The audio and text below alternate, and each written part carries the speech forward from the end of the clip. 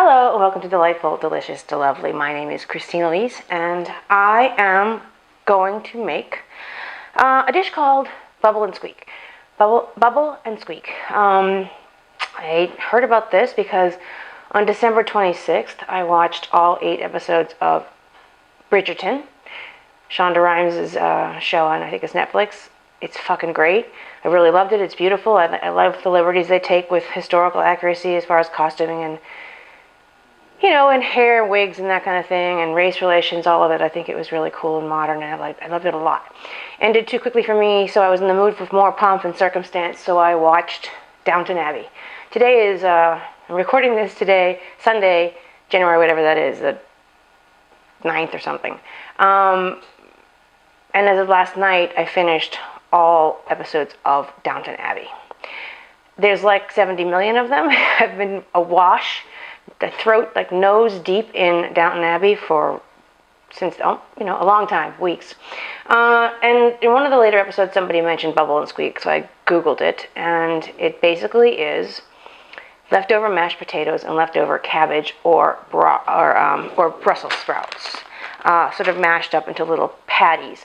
It's a British version of colcannon. Colcannon is Irish mashed potatoes, and I think traditionally it's kale, but also cabbage. I think there's another rumple-de-stumps or something. Scotland does a thing called, I think, rumple-de-stump, something like that. Or boxty. I saw boxty, B-U-X-T-I, is an Irish thing too. I'm Irish. My last name is McCarthy. I'm from Boston.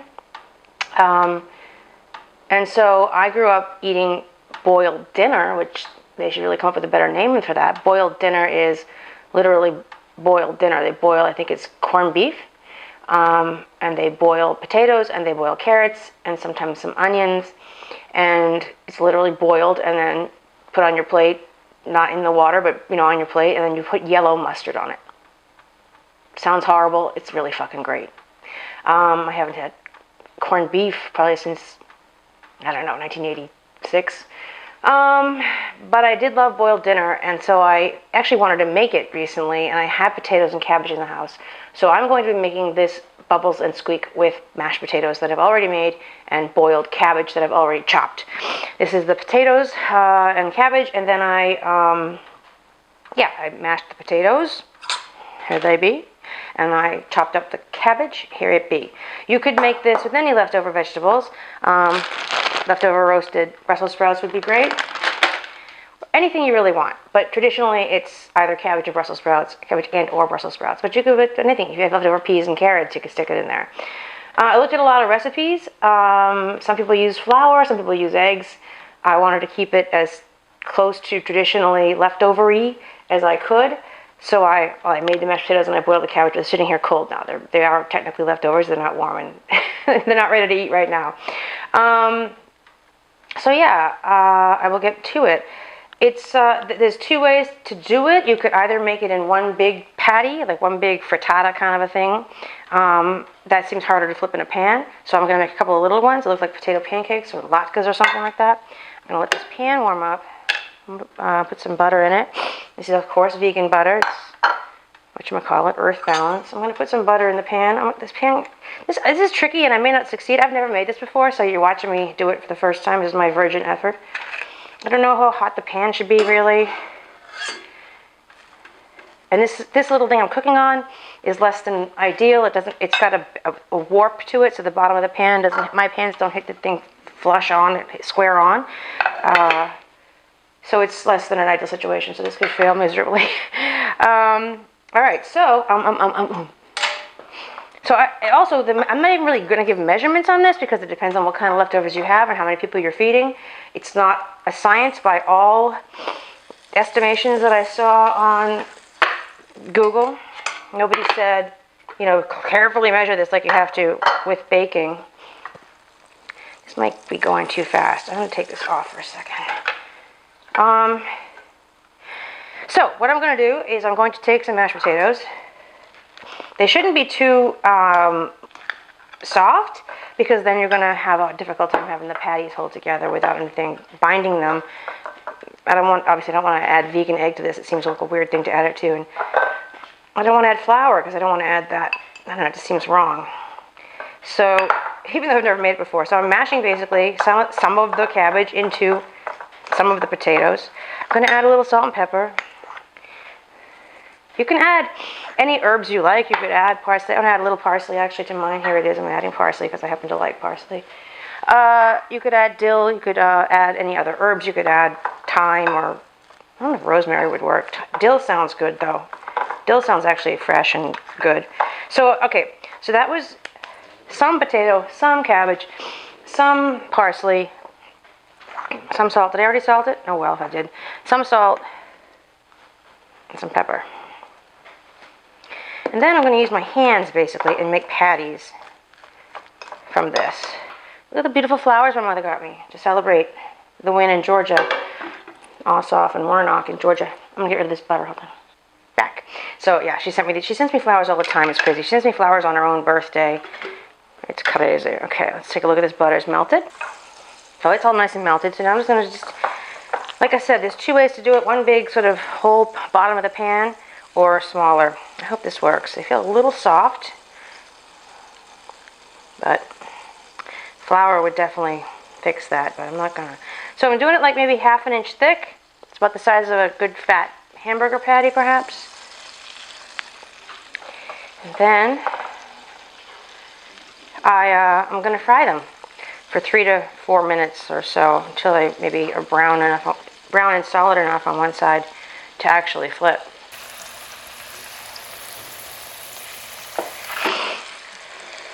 Ouch, burned myself.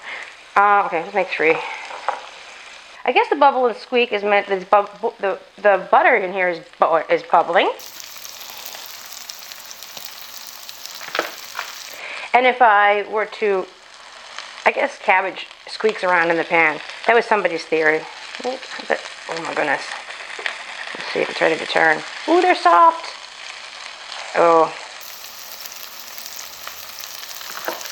I wonder if cooking them in something that doesn't burn, like, or has a higher smoke point, like avocado oil or what else? Coconut oil or something. Butter burns even not as badly as real butter because it doesn't have the fat, but it does burn. I don't want burnt butter flavor on here.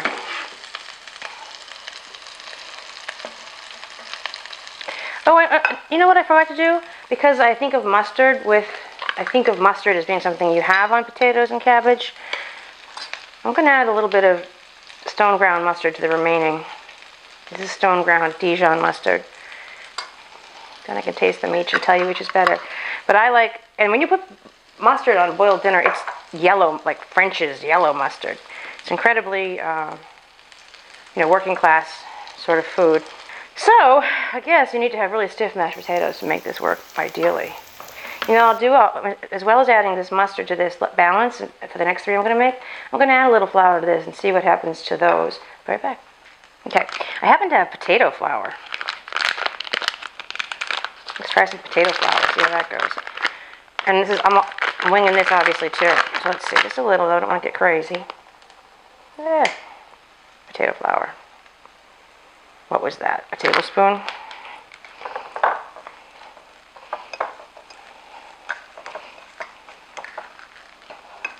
Adding flour seems like cheating.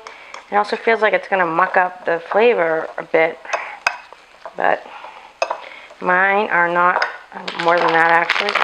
Make them significantly stiffer. It's really fine flour. That was probably a 1/4 cup totally that I just put in there combined. Okay. Now it feels more like dough. Okay. Let's see what's going on here. Which one? They're soft as a motherfucker. Yeah, these ones might not work. I may have made them too soft. The falling apart one's dead. Let's just get rid of you. Or for dogs later or something.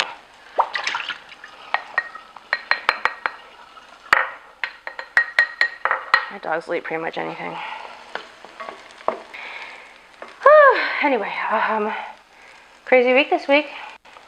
People stormed the Capitol. Murdered a cop. Murdered a Republican cop. I mean, not that that makes any difference, but they killed someone on their own team. And it's murder. He didn't pass away. He did not pass away on Wednesday. He was beaten to death with a fire extinguisher. His name was Brian Ricknick, I think. Ricknick. If you search his name on Instagram, Brian Ricknick, there's an account there with a fire extinguisher, because they beat him to death with a fire extinguisher, as the logo, as the profile pic, and it says Brian Ricknick is dead, LOL, is the name of the account. I've reported it 3 times and it remains. I don't know what's wrong with Instagram. I don't know how that's... I've been put on a timeout on Facebook for posting a picture of Betty Page with her 1950s boobs out, and I got a week timeout for that. But you can post Brian Ricknick is dead, LOL, with a fire extinguisher next to it, and that's acceptable. It's gross. It's really gross. I mean, aren't these the Blue Lives Matter people? I don't understand. I don't understand so much. I don't understand how they can both say that people who stormed the Capitol were patriots, but they were also Black Lives Matter and Antifa in disguise, making Republicans look bad. So I don't know how it can be both. I don't know how it can be both. The president called them good people, so apparently the president... Oop, that's my timer. I'll be right back. Okay, sorry, my camera only records video in 20-minute increments, so I had to put a timer on. And so I decided to take that break to do a couple of things. First of all, I'm going to taste the thing I set aside for my dogs and just see what it tastes like. It's actually really good. And I can really taste I didn't put that much parsley in this. I only put like a tablespoon in. I can really taste it. Okay. That's very good. I also saw it served... One second. Back. I also saw it served in more of a pie dish, like just mashed potatoes and cabbage, so you don't have to do this patty business. Here are the 2 that I finished. They're not the prettiest thing I ever saw, and they're not holding their shape I couldn't pick one up like a cookie, but they taste good. But you could also not stretch yourself out with this patty bullshit and just serve it as a mash. I'm gonna get rid of this right back. Okay, so a couple of other things I'm going to change. I'm going to try it with coconut oil instead of vegan butter. Coconut oil doesn't need to be stored in the fridge, I understand. It's also good to put right like this, right on your fucking face as a moisturizer. It's good for your skin too. Okay. Coconut oil. Hopefully it will it will not burn. This is definitely stiffer. These should hold together far much better. I wonder what potato flour. It's got the mustard in it too. I should wait till that gets hot before it. This definitely feels like a more substantial thing. So next time I would make either stiffer mashed potatoes so I could skip this skip the flour part, or just add some flour, as I just did, assuming they taste good, which I imagine they will, but we'll see. As I was saying, it's difficult when the president is saying we love you and calling them patriots, but they're saying that it was Antifa and Black Lives Matter dressed up in costume. I don't know how that logic makes any sense. I don't know how Donald Trump could have COVID and admit it, but his followers still think that COVID's a hoax. I mean, he had it. He said he had it. His whole cabinet had it practically. No, it's a hoax. Okay, putting this in here. Okay, this is going much better already. That flour I added made a world of difference. And you can make these as big or small as you like. Like I said, these are kind of like little fat hamburger patties.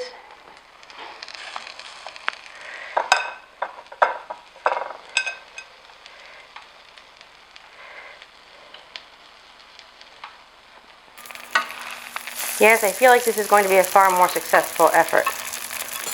Medium heat I have it on. It needs more oil in there. I didn't know. This is not the first time I've made a thing, winged it right on camera. I did it once before, early on, I think before I even had decent sound or anything going on here. And I was really hungover, I believe. I think it was like a turmeric and broccoli, macaroni and cheese or something. And I had been hanging out with Naomi Priestley the day and night before, and was wildly hungover, and I just made this dish. I was winged it on camera. And it tasted pretty good. Well, this is smelling burny, so hold on. Not burny.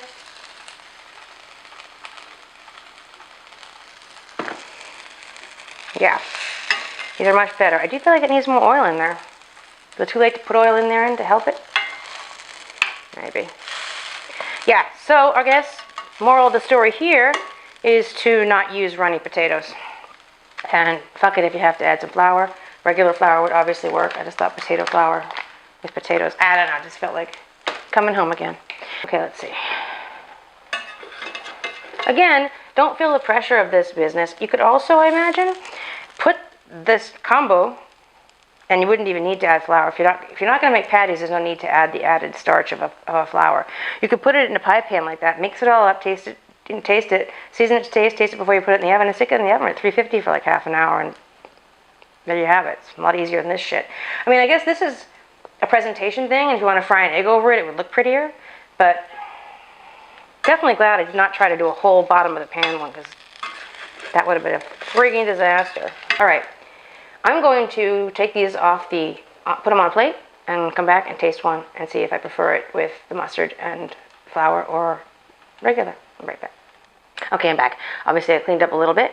I made the last three. Here they are. Here's the new ones. Those are the old ones. The new ones are still soft, but I can pick it up. It's a little soft, but I can like handle it. It's not like I'm taking a handful of mashed potatoes. Those would be, I think. Yeah, see, I can't pick that up. That's just gonna fall apart. So adding the flour definitely gave them a little bit more resilience. So now really this comes down to taste. I forgot to put parsley in the second batch. So this is the first batch. And those. I already said I liked it before. I think dill would be really nice. Fresh dill would be, not powdered, not dry dill, but fresh dill would be really good in this too.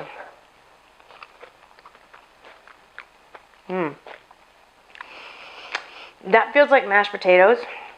And this feels more like a potato pancake for obvious reasons, because I added that flour. It's got just a whole different, subtle, but it's definitely a different texture.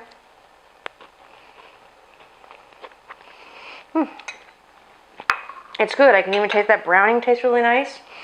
I would add more mustard in the future. And I would make this again. Again, I would add more mustard myself, or dill, or mustard and dill. And yeah, it's a good breakfast side.